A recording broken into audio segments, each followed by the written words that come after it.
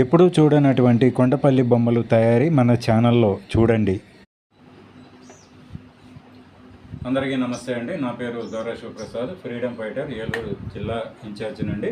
అయితే ఇప్పుడు మనం విజయవాడ దగ్గరలో ఉన్న కొండపల్లి అనే పేరు మనకి దేశవ్యాప్తంగా కూడా బాగా మంచి పేరు ఉన్నది.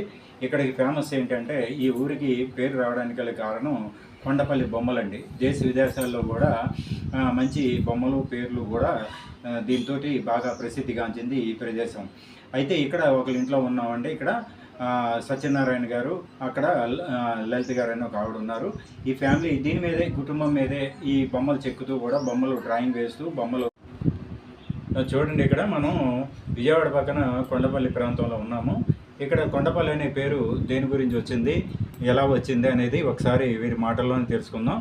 ఇలాగా అడవిలోంచి తెప్పించి చెక్కతోటి బొమ్మల్ని, అనేక రకాలైన బొమ్మల్ని తయారు చేస్తూ ఉంటారు.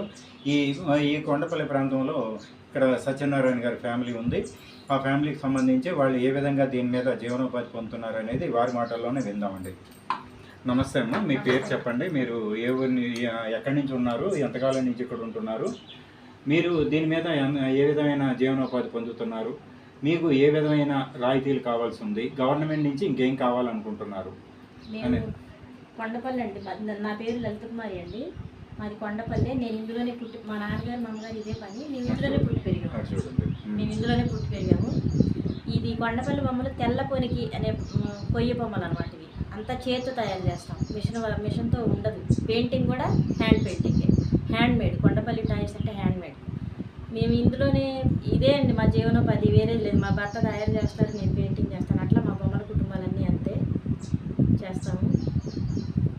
మీరు పలు ఎగ్జిబిషన్స్ కానీ, లేకపోతే పలు మామూలుగా ప్రైవేట్ ఎగ్జిబిషన్లో, గవర్నమెంట్ ఎగ్జిబిషన్స్ అనేవి ఉంటున్నాయి కదా, వాళ్ళ దగ్గర నుంచి మీకు ఏమైనా ఇన్ఫర్మేషన్ వచ్చి మీరు పార్టిసిపేట్ చేసుకుంటారా?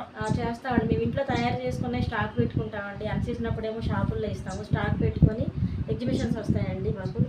ఎగ్జిబిషన్స్ వచ్చినప్పుడు మేము తయారు చేసిన సరుకు అంతా తీసుకెళ్ళి అక్కడ సేల్ చేసుకుంటామండి. వాళ్ళు ముందే మాకు ఒక 15-20 రోజుల ముందే మాకు ఇన్ఫామ్ చేస్తారు.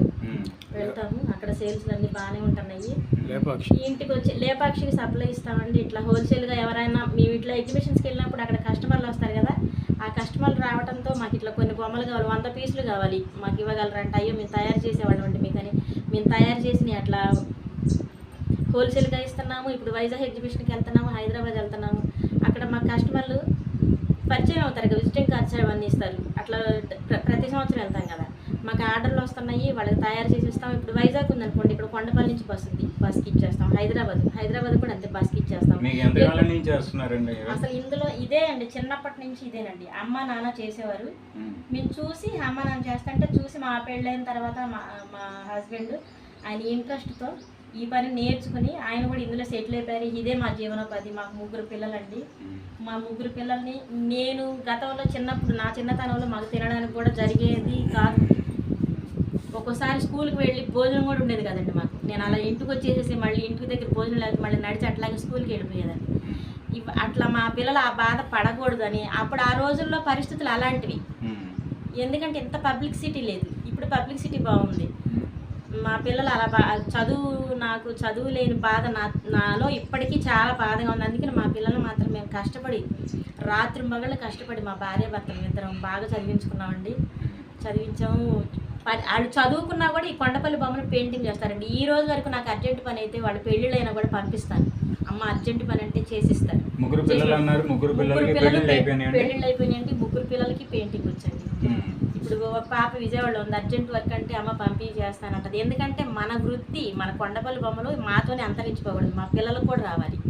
చదువు అంటే వాళ్ళకి ఏదైనా బయటికి వెళ్తే మాట్లాడగలగాలి, ఇంగ్లీష్ అయినా ఏదైనా వాళ్ళకి మాట్లాడగలి. ఇప్పుడు నేను ఉన్నాను, ఇంకా డెవలప్ అవ్వదని ఎంతో లోపల ఉంటుంది. ఆ టైపింగ్లో, ఈ ఫోన్లో ఎన్ని ఏంటో యాప్లు అవన్నీ ఉంటాయి, యూట్యూబ్లో అవన్నీ మాకు రావు.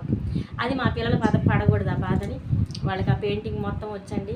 మాకు ఆర్థికంగా అంటే ఏంటంటే లోన్లు కావాలండి. ఓన్లీ డ్వాక్రా గ్రూప్ పెట్టాము, ఆ డ్వాక్రా నుంచి లోన్లు వస్తున్నాయి. ఇప్పటి వరకు ఇప్పుడు రీసెంట్గా 2 లక్షలు తీసుకుంటున్నాము. ఇప్పుడు మీకు గవర్నమెంట్ నుంచి ఈ యొక్క కళలకి కళావృత్తులకి చేసే వాళ్ళందరికీ కూడా గవర్నమెంట్ లైసెన్సులు అయితే ఇస్తుంది. ఆ గవర్నమెంట్ నుంచి లైసెన్సులు అనేది ఉంది. దీనికి సంబంధించి సొసైటీ అనేది ఉంది. ఆ సొసైటీ ఒక పెద్దలు గవర్నమెంట్ అండర్టేకింగ్లో ఉంటాయి కదా ఈ కళలకు సంబంధించింది. వాళ్ళు ఏదన్నా మీకు ప్రోత్సాహక పరంగా ఆర్థికంగా మీకు ఏమైనా అసలు మెయిన్ ప్రాబ్లం ఏంటంటే అండి, మాకు మా చిన్నతనంలో కర్ర ఒక్కొక్కటి వచ్చి ఎంత 150 రూపాయలు 200 పెడితే ఇంత మొద్దు వచ్చేదండి. ఇవాళ కర్ర మాకు తెల్లపొనికి వుడ్డు మాకు దొరకడం చాలా కష్టంగా ఉందండి. ఇది చంద్రబాబు నాయుడు గారితో కూడా మాట్లాడడం జరిగింది, పవన్ కళ్యాణ్ గారు కూడా, వీళ్ళు కూడా మాట్లాడుతున్నారు.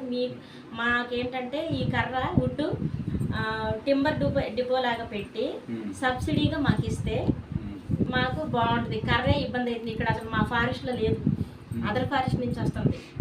అంటే మనకి ఇక్కడ దగ్గరలో ఉన్న ఫారెస్ట్ లో ఈ కలప అయితే లేదు, అయిపోయింది. ఇప్పుడు ఒకవేళ ఈ కలప అనేది లేదనుకోండి, వేరే పెంచే మార్గం ఏంటండి? మీకు ఏ విధంగా ఫారెస్ట్ వాళ్ళతో మాట్లాడుతున్నారు. ఫారెస్ట్ నుంచి మాకు వాళ్ళది కూడా ఎంకరేజ్ ఉంది. అదర్ ఫారెస్ట్ నుంచి కొట్టుకొని మూతలు ఇట్లా ఉంటారు కదండి, కొలపలు వాళ్ళు తీసుకొస్తారు. మేము తీసుకొని ఇప్పటి వరకు తయారు చేస్తున్నాం. ఏంటంటే ఇప్పుడు ఈ బేస్ ఉందండి, ఇదివరకు ఆ కర్ర బాగా దొరికినప్పుడు ఈ బేస్ కూడా తెల్లపొనికి వుడ్డుతోనే చేసేవాళ్ళం, బేసులు కూడా.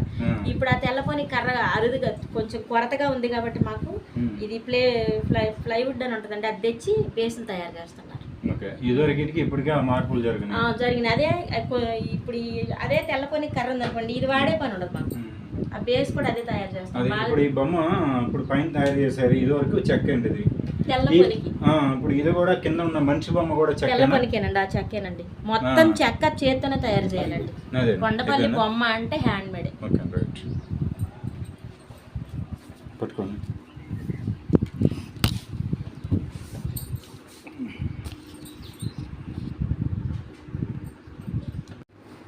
ఓకేనా?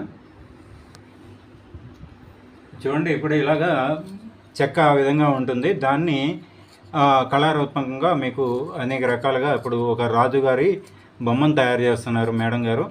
అయితే దానికి రూపకల్పన ఏ విధంగా వస్తుంది అనేది మన ఛానల్ ద్వారా తెలుసుకుందాం. ఇది చూడండి, ఈ విధంగా ఆవిడ తయారు చేసే బొమ్మ ఇలా వస్తుందండి. మొత్తం అది మామూలుగా స్టార్టింగ్ అయితే అలా ఉంటుంది. రంగులు అన్నీ వేసేటప్పటికి ఎంత కళాత్మకంగా ఉందో చూడండి. ఇలాగా రాజు రాణి ఇలాగా సింపుల్గా ఎంత బాగుందో చూడండి.